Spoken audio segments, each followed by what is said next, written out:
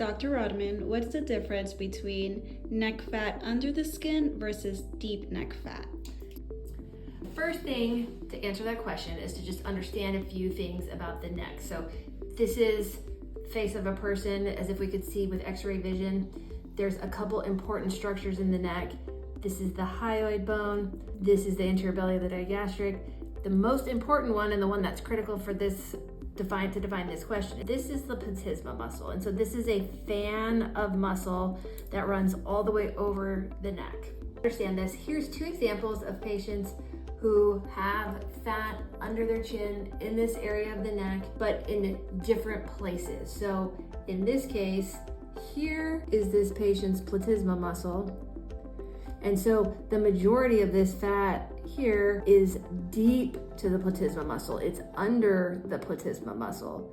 Whereas in this person, here's the same muscle, the platysma muscle, but they don't have fat deep here.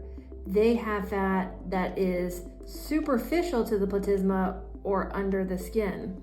Now, this is fat that we can get with liposuction. This fat we cannot get with liposuction. We can only get a little bit of this fat that is outside of the platysma muscle. So this deep fat can only be resected with a deep plane neck lift.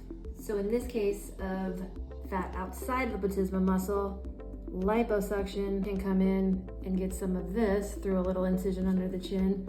But in this case, there's just not much to get here. The only way to get this fat is through a deep plane neck lift, where I actually open and spread this muscle, open this up, and then I can directly excise this fat with a pair of scissors.